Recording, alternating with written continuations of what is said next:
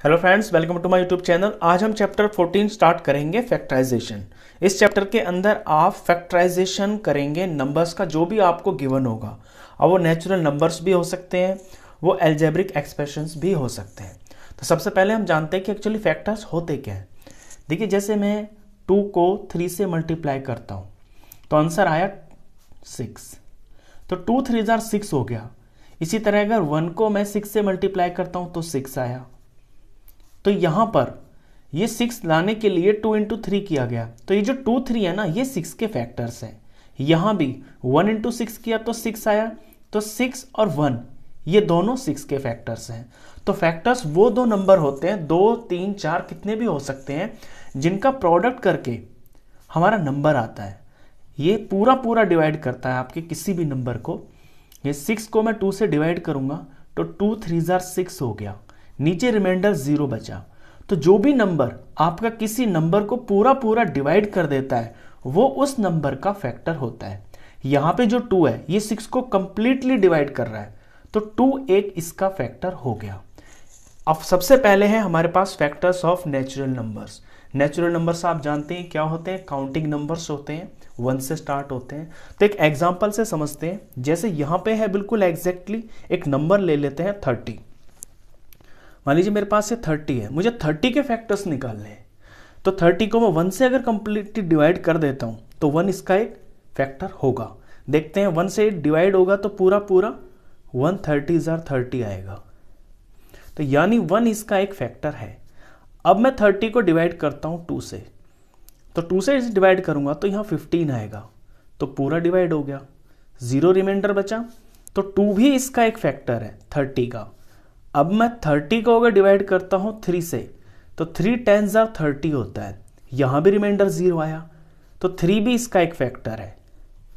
अब 30 को मैं डिवाइड करता हूं 4 से, तो ये जाएगा नहीं, 5 से करता हूं। 30 को 5 से डिवाइड करते हैं तो 5 6 30, ये भी पूरा चला गया, तो 5 भी इसका एक फैक्टर है। 30 को मैं डिवाइड करता हूं 6 से, तो 6 5 पूरा 30 होता है, यहां भी रिमाइंडर 0 है, तो 6 भी इसका एक फैक्टर है। अब 30 को मैं डिवाइड करता हूं 10 से, 7 से होगा नहीं, 8 से होगा नहीं, 9 से ये नहीं होगा, 10 से होगा। 10 3 30 कंप्लीटली हुआ, रिमाइंडर 0, तो 10 भी इसका एक फैक्टर है। 10 के बाद ये 15 से डिवाइड हो जाएगा, 15 2 होता है 30, रिमाइंडर 0 आया, तो 15 भी इसका एक फैक्टर है। और 30 को मैं अगर 30 से डिवाइड करता हूं तो 30 1 30, रिमाइंडर आया 0, तो 30 भी इसका एक फैक्टर है। तो ये जो मैंने लिखे हैं ये है फैक्टर्स ऑफ 30। तो अब तक आप समझ गए होंगे कि एक्चुअली फैक्टर्स होते क्या है। चलिए, नेचुरल नंबर भी हो सकता है। अब आते हैं सेकंड पे, फैक्टर्स ऑफ एल्जेब्रिक एक्सप्रेशंस। इनके फैक्टर्स कैसे पता चलते हैं। अब एल्जेब्रिक एक्सप्रेशन वो एक्सप्रेशंस होती है जिनमें आपके X Y Z A B C something ये लिखे होते हैं। एक एग्जांपल लेते हैं। मान लीजिए मेरे पास 5xy, ये एक एल्जेब्रिक एक्सप्रेशन है और मुझे इसके फैक्टर्स निकालने हैं। तो वैसे साफ साफ दिख रहा है कि 5 मल्टीप्लाई एक्स मल्टीप्लाई वाई, यही इसके फैक्टर्स है, क्योंकि इनको मल्टीप्लाई करके ही तो ये आ रहा है। तो इसके जो फैक्टर्स होंगे वो क्या क्या होंगे, एक तो 5 है, एक x है और एक y है। अब इसी चीज को हम यहां डिवाइड करके भी प्रूफ कर सकते हैं। मैं 5xy को पहले 5 से डिवाइड करता हूं, तो 5 से 5 कट गया, xy आंसर आ गया, यानी 5 इस 5xy का एक फैक्टर है। इसी तरह मैं 5xy को अब x से डिवाइड करता हूं, तो x से x कट गया, आंसर पूरा आया 5y, इसलिए x इसका एक फैक्टर है। अब इसी 5xy को मैं y से डिवाइड करता हूं, तो y से y पूरा कटा, 5x आ गया, कोई रिमाइंडर नहीं बचा, कुछ नहीं बचा, पूरा पूरा जब डिवाइड होता है और जो नंबर कंप्लीटली डिवाइड करता है वही उसके फैक्टर्स होते हैं। तो यहां 5xy के जो फैक्टर्स हुए 5x और y। चलिए, इसके बाद जो टॉपिक आता है ये आता है कि फैक्टराइजेशन करने के तरीके कितने होते हैं, यानी कि मेथड्स ऑफ फैक्टराइजेशन। तो पहला जो मेथड है वो है मेथड ऑफ कॉमन फैक्टर, यानी आपको कोई एक्सप्रेशन दे रखा होगा उसमें कुछ कॉमन निकाला जाता है। फॉर एग्जांपल मेरे पास है 2x प्लस 4, ये दो टर्म्स है, प्लस से इधर पहली, प्लस के इधर बाद में। इनको मैं थोड़ा सा एक्सपेंड करता हूँ, तो 2x को तो मैं ज़्यादा खोल नहीं सकता, ये 2x ही रहेगा, लेकिन 4 को मैं लिख सकता हूँ 2 इंटू 2, तो 2 इंटू 2। अभी ये दो टर्म्स दिख रही हैं आपको, इन दोनों के अंदर आपको कुछ कॉमन दिख रहा होगा और वो है 2। तो ये जो 2 है ना, यही इनके अंदर कॉमन है। इस कॉमन को हम बाहर निकाल लेते हैं। अब यहां से पहली टर्म में से क्या बचा, 2 बाहर आ गया तो x बच गया, प्लस का प्लस, एक 2 यहां बाहर आ गया तो एक 2 बच गया। तो इस तरह से ये पूरा का पूरा फैक्टराइजेशन ये कंप्लीट हो गया। जब भी आपको कोई टर्म्स दे रखी होती हैं तो उन टर्म्स के अंदर में से वो 2 भी हो सकती हैं, 3 भी हो सकती हैं, इससे ज़्यादा भी हो सकती हैं।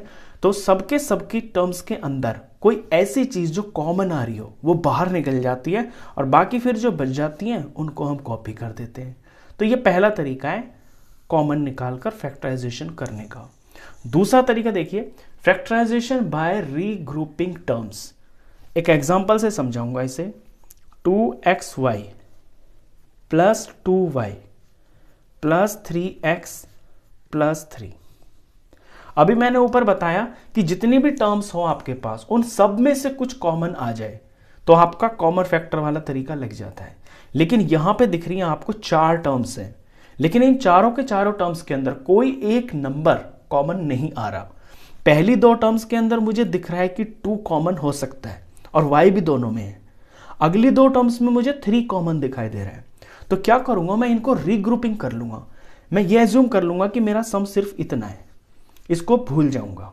तो इन दोनों में से मैं कॉमन निकालूंगा। दोनों में मुझे 2 दिख रहा है, 2 निकाल लेते हैं। दोनों में y कॉमन है, y निकाल लिया। अब पहली टर्म में से बच गया यहां पर x और यहां पर 2 और y दोनों ही बाहर आ गए, तो कुछ नहीं बचा। तो क्या बचा, फिर 1 बचेगा, क्योंकि 2y को मल्टीप्लाई 1 से करेंगे तो 1 ही तो आएगा यहां पे। तो ये 1 बच गया। अब इसको भूल जाते हैं। अब आगे देखिए, इन दोनों टर्म्स के अंदर मुझे 3 कॉमन दिखाई दे रहा है, तो मैं 3 कॉमन ले लूंगा। यहां से फर्स्ट टर्म में से x बच गया, प्लस का प्लस, और यहां पे 3 है ना, और 3 बाहर आ गया, तो यानी 3 1 3 होता है। जब कुछ भी नहीं बचता है तो 1 होता है। बच्चे कभी कंफ्यूजन ना करें इस चीज का, क्योंकि फैक्टर्स है ना ये 3 मल्टीप्लाई 1, 3 और 1 इसके फैक्टर्स है। 3 बाहर आ गया तो 1 तो फिर भी बचा ना, तो 1 बच गया यहां पे। अभी आपको यहां पे 4 टर्म्स से 2 टर्म्स बन गई। देखिए पहले 1 2 3 4 टर्म्स थी। अब इतना ये प्रोडक्ट, इतना ये प्रोडक्ट, बीच में प्लस, तो 2 टर्म बन गई। अब इन 2 टर्म्स के अंदर आप देख रहे होंगे कि x प्लस 1 यहां भी है और x प्लस 1 यहां भी है। तो इन दोनों में से x प्लस 1 अब कॉमन आ जाएगा। तो x प्लस 1 आ गया कॉमन, और यहां से पहली वाली टर्म में से बच गया 2y प्लस का प्लस, और यहां से बच गया ये 3। तो ये इसके 2 फैक्टर्स हो गए। तो ये तरीका आपका तब अप्लाई होता है जब आपके सारी की सारी टर्म्स के अंदर कोई एक चीज कॉमन नहीं आ रही होती है। तो 2 में से कॉमन निकालकर इस तरह से रिग्रुपिंग करके फैक्टराइजेशन हो जाता है। अब आते हैं थर्ड मेथड पे। यह है फैक्टराइजेशन बाय आइडेंटिटीज। आइडेंटिटीज से मतलब आप जानते हैं, आइडेंटिटीज मतलब वो जो फॉर्मूले होते हैं।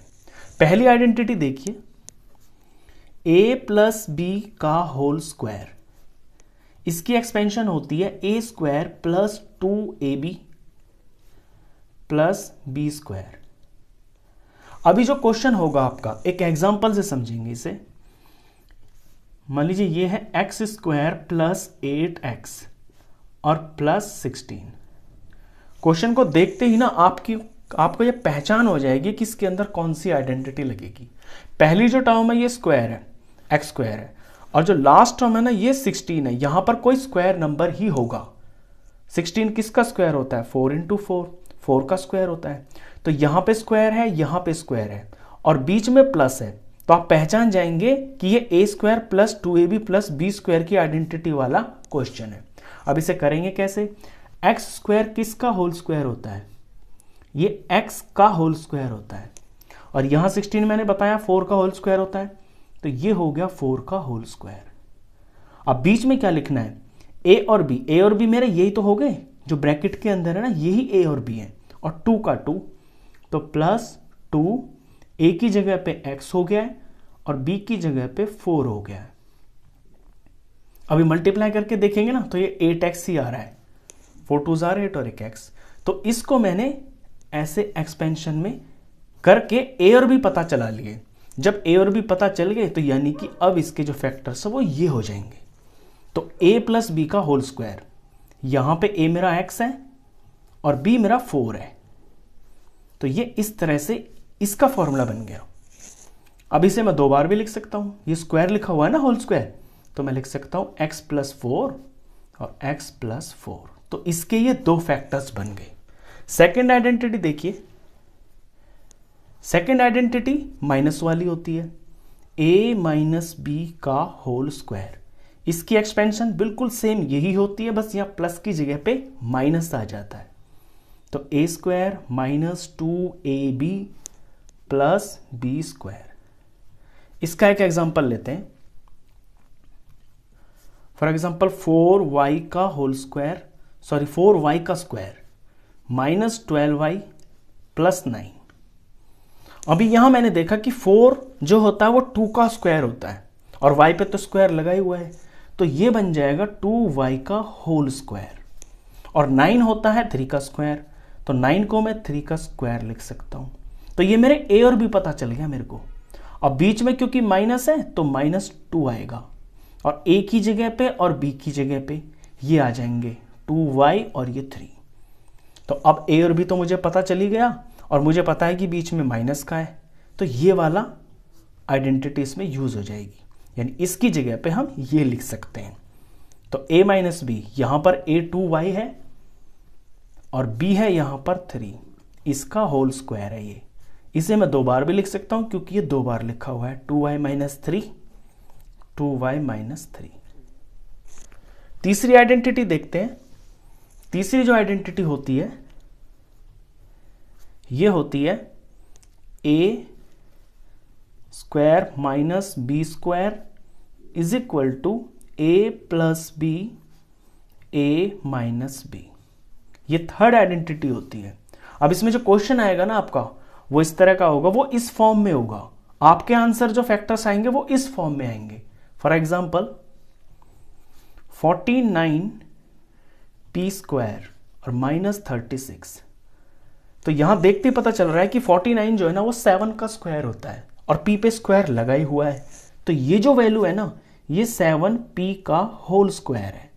-36 होता है 6 का स्क्वायर, ये वैल्यू 6 का स्क्वायर है, 6 6 36 होता है।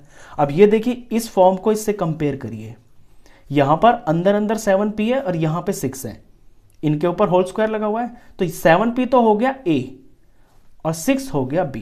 अब जब इसको हम इसकी फॉर्म में लिखेंगे तो एक बार इन्हें प्लस कर देंगे ब्रैकेट में, एक बार माइनस कर देंगे, इस तरह से 7p + 6 7p - 6, ये हो गए इसके फैक्टर्स।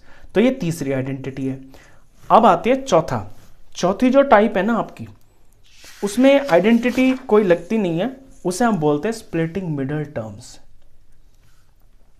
इस क्वेश्चन की जो पहचान होती है वो इस तरह होगी। एक एग्जांपल देखिए पहले, x² + 5x + 6। देखिए दिखने में ये क्या लग रहा है, दिखने में ये लग रहा है कि यहाँ पे स्क्वायर है तो इस और बीच में प्लस है, तो ऐसा लग रहा है कि इसमें फर्स्ट आइडेंटिटी लग जाएगी। लेकिन जब आप यहाँ देखेंगे ना इसके थर्ड नंबर को, थर्ड टर्म को, तो देखेंगे कि जो 6 है ये तो किसी का स्क्वायर होता नहीं है। तो इसकी पहचान इसी तरह से हो जाएगी कि इसमें तो आगे तो स्क्वायर होगा लेकिन यहाँ पे स्क्वायर नंबर नहीं होगा। तो स्प्लिटिंग मिडल टर्म यानी बीच वाली टर्म को तोड़कर फिर इसको फैक्टराइज किया जाता है। अब करने के स्टेप्स जरा देखना। देखिए सबसे पहले क्या करेंगे कि जो x² के पास में यहां इसका कोफिशिएंट है, यहां तो कुछ नहीं है ना, तो वो 1 है, और जो यहां पे लास्ट में एक कांस्टेंट बोला जाता है जिसके अंदर कोई वेरिएबल नहीं होता, सिर्फ नंबर होता है, इसको लेकर इनका करेंगे हम प्रोडक्ट। तो ये आया 6। अब 6 के करेंगे हम फैक्टर्स। 6 के फैक्टर्स कैसे करेंगे, 2 से डिवाइड करेंगे तो 3 आएगा, 3 से करेंगे तो 1 आ गया। अब 2, 3 और 1 ये इसके फैक्टर्स हो गए। इन फैक्टर्स को यूज करके मुझे ऐसे 2 नंबर बनाने हैं ताकि जिनका प्रोडक्ट तो आए 6 ही, लेकिन उन्हें ऐड करके या सब्ट्रैक्ट करके वो आ जाए जो बीच में लिखा हुआ है, यानी कि प्लस का 5 आ जाए। तो मैं यहां पे देखता हूं कि 2 3 6 हो गया, और 2 और 3 को मैं प्लस कर दूं, अगर 2 + 3 कर दूं तो वो 5 भी हो गया। तो 2 और 3 को मैं यहां पे लिखूंगा, इस 5 की जगह पे 5x की जगह पे मैं 2x + 3x लिखूंगा। इसी को बोलते हैं स्प्लिटिंग मिडल टर्म्स। तो 2x + 3x। अब यहां स्टेप में मैंने कुछ नहीं किया है, सिर्फ इस 5x की जगह पे तोड़ के 2x + 3x लिखा है। अब यहां जो क्वेश्चन बन गया ना आपका, ये एग्जैक्टली वही बन गया, रीग्रुपिंग वाला। यहां से रीग्रुपिंग, अभी जो आपने पीछे किया ना 4 नंबर थे जिनमें 2 में कुछ कॉमन था और 2 में कुछ कॉमन था, यहां पे रीग्रुपिंग का मेथड लग जाएगा। तो पहले जो 2 नंबर है इनमें देखिए x कॉमन आ रहा है, यहां से x बाहर निकल गया, तो फर्स्ट टर्म में से एक x बच गया, प्लस का प्लस x बाहर आ गया तो यहां 2 बच गया। अगली 2 टर्म्स में देखें, 3 1 3 और 3 2 6, तो दोनों में 3 तो है, 3 कॉमन बाहर आ गया, यहां से x बच गया, प्लस और 6 होता है 3 2 तो यहां पे 2 आ गया। ये 4 टर्म से आपकी 2 टर्म बन गई। हमेशा याद रखना कि ये जो ब्रैकेट के अंदर आएंगे ना, ये हमेशा सेम होंगे। अगर ये सेम नहीं आ रहे तो समझ जाना कि क्वेश्चन गलत है। बस अब आपको दिख रहा है कि दोनों के दोनों यहां पर x + 2 कॉमन आ रहा है, और यहां पहली टर्म में से बच गया x, प्लस का प्लस, और यहां बच गया ये 3। इस तरह से स्प्लिटिंग मिडल टर्म से फैक्टराइजेशन किया जाता है। तो ये बेसिकली आपके इस चैप्टर का इंट्रोडक्शन था। इसमें इसी तरह के फैक्टराइजेशन है, इनसे अलग और कुछ भी नहीं है। अगर आपको ये समझ में आया है तो आने वाली वीडियोस में क्वेश्चंस होंगे। तो क्वेश्चंस के लिए मिलते हैं फिर नेक्स्ट वीडियो में, तब तक के लिए गुड बाय।